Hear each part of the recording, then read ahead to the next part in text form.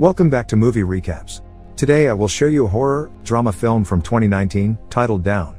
Spoilers ahead. Watch out and take care. Jennifer is one of the last people left in the office on a Friday night.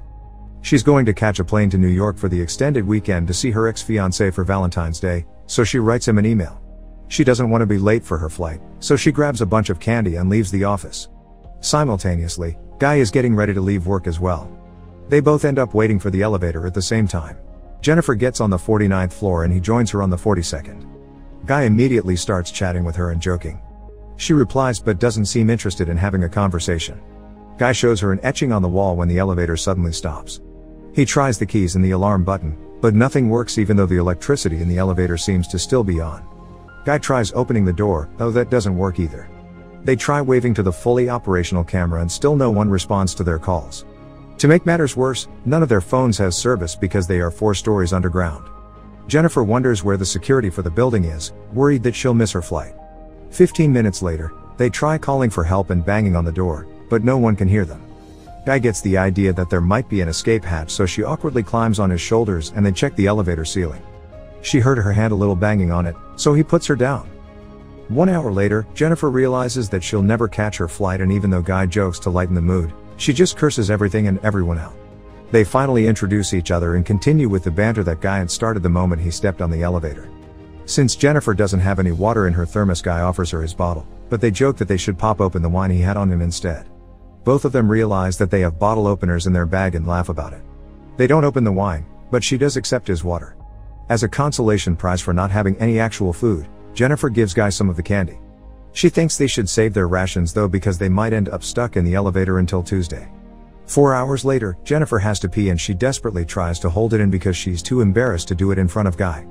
He tells her to go in the corner over his coat, and when she says no, Guy suggests she relieves herself in her thermos. She makes him close his eyes and cover his ears. Guy also begins to sing and she finally pees. After that, she adds to the drawing on the elevator wall. Sometime later, they play a game and begin talking about more personal things. Guy tells her that he has no one that'll be looking for him because he's too obsessed with his job. Jennifer says she's the same. She tells him that she wanted to surprise someone in New York, but that he probably didn't even want her to come. Guy figures that it's about time that they open the wine and hands it to her. They drink to not being dead yet. Much later, they're keeping occupied by drawing each other and getting closer. Guy confesses that he'd actually seen her before in the office building. He just didn't share that because he didn't want to sound like a stalker and make her feel uncomfortable. She doesn't take it as bad as he thought she would. In fact, she laughs about it. They finish their drawings and show them to each other. Her portrait of him is more on the jokey side while his is more serious. Jennifer apologizes and takes a photo of the drawing, saying she'll make it her profile picture if they survive. Next, they talk about food, and since they're both hungry, she asks Guy to change the subject. He lists off different things and she chooses to talk about making love, gets up, and turns her camera on him, asking about the dirtiest place he's made love before. Guy's a little shy, so she shares her story first. Jennifer tells him a story about one of her ex-boyfriends in college and the time they slept together in a library. When it's Guy's turn, he still doesn't feel like sharing his story because he thinks he doesn't have an interesting one. Jennifer tells him to make up one. Guy tells a story about a hot girl that wanted to be with him during a work picnic. He says that they got drunk, got in the car, and she begins to undress while he's driving. Guy gets weird and uncomfortable again, telling Jennifer that he got aroused and he had to stop. He apologizes because he thinks he crossed a line, but she says that it's cool. Guy approaches her awkwardly and kisses her, then begins to undress her. They make love in the elevator. After, Guy tells her that he could fall in love with her, but she gets away from him. Jennifer tells him that she wants to get back together with her ex. That was the reason why she wanted to go to New York and surprise him, to patch things up and make everything better. Unlike Guy, she thinks that even though their encounter was fun, they should just keep it casual because what she has with her ex is real. Jennifer is honest with him about how she feels and what her previous relationship was like. Guy, on the other hand, thinks that they connected and that her ex doesn't deserve her. She gets mad because she clearly still loves him and tells Guy that when they get out of the elevator they'll just go back to their separate lives. Guy keeps insisting that they were meant to be together and he begins to cry because he feels alienated even though they're locked in a box together. Suddenly, something flips in him and Jennifer can feel it happen. Guy begins to tell her the truth about who he is. He lied to her about where he worked and about his name too. The man tells her that he didn't just notice her, but that he actually saw her every single day at work. He takes out his phone and shows Jennifer security photos he has on it of her, listing out the times and dates when it was. The guy even has a video of her getting into the elevator that night. Jennifer is afraid. He tells her that he's actually the building's security guard and gets angry when he explains that no one ever notices people like him. She didn't even recognize him even though he works at the front desk. He thinks that he knows her more than her ex and tells her that he planned everything that happened that night. The man takes out a key and unblocks the elevator. Jennifer can't believe what he did to her and says that she'll call the cops and that he'll rot in jail. He doesn't like that, so he grabs her and they begin to struggle. Flailing her legs during the fight, Jennifer breaks the elevator key. They continue to fight and she knocks him out with her shoe. Jennifer is afraid that she killed him, so she approaches him to check when he suddenly jumps up and knocks her down. They both remain unconscious in the elevator. After a while, Jennifer wakes to find the man conscious already. She asks him why he did it. His reasoning is that he wanted to get her away from everything so that they could connect on a human level. He says that they didn't just have a date but an entire relationship in the weekend stuck in the elevator. Jennifer thinks that he's not going to get away with it because someone will surely come to get them out. Unfortunately, she finds out that the guy has taken all the shifts for that weekend and the 2 other guards won't be coming in until the extended weekend is over on Tuesday. Jennifer asks what he'll do and he says that he would rather kill her than go back to prison. He says that he never forced her to do anything, but Jennifer tells him that he kidnapped her. That sends him into a rage spiral. When he calms down, he opens the present that Jennifer had bought for her ex-fiancé. He finds a shirt and a box in the bag. The guy puts the shirt on and tells Jennifer to open the rest of the present. Jennifer opens the box to reveal cigars, complete with the necessary tools, like the cigar scissors and lighter.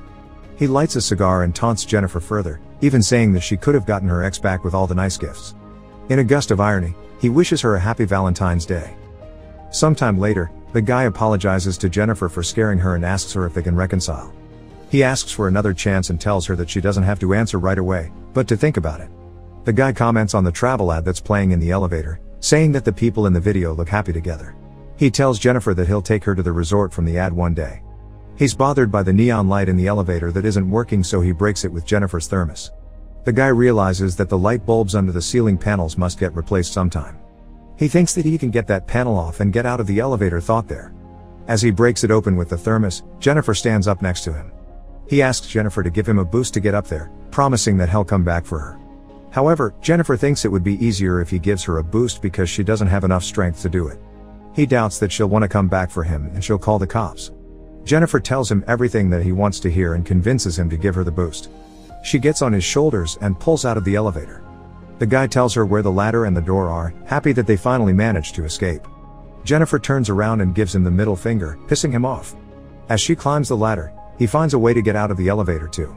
The guy binds 2 pieces of clothing together and throws them over the elevator beam. Jennifer is already moving towards the door as he starts climbing up. He tells her that she'd better run because now she's going to die. Jennifer gets close to the door when he already reaches the level she's on and follows her. She opens the door and screams for help, then he suddenly garbs her and hurls both of them back in the elevator. They both fall unconscious. Jennifer wakes up first and sees the fire sprinklers, conceiving a new plan to get herself out. She tries to activate the fire alarms by lighting a cigar, but when she doesn't manage that, she starts a small fire. As the elevator fills with smoke, the guy wakes up and she punches him, breaking his nose. Jennifer succeeds in restraining him with a piece of clothing. He tells her that the fire alarm won't come on, but that they'll just get soaked and electrocuted. Jennifer threatens to seriously hurt him and makes him confess to everything that he's done to her. She turns her camera on and shoots herself, explaining what she knows about what happened. Jennifer turns the camera on him and asks for his real name. He says he's called John Deacons. John confesses that he got them stuck in the elevator on purpose. He even etched the drawing on the wall. That Friday he used the key to stop the elevator while she wasn't looking. Jennifer makes him admit to trapping her in the elevator. John admits to trapping and kidnapping her. She keeps questioning him, so he confesses to the camera everything that he did to her, from hitting her head on the ground to throwing her against the wall. Jennifer asks why and John says that he just wanted a date with her. If he had asked her out normally, she would have turned him down. John tells her who he was before he became a security guard. He was an accountant that worked for a big firm and was a real hotshot. John tells her that the story about the girl in the car was true, but that it ended differently than what he implied. He ended up missing an exit and drove straight into a ravine. The car flipped 7 times until it was stopped by a tree. The girl was dead on impact. John got only 6 months in jail because he had the resources to keep himself out.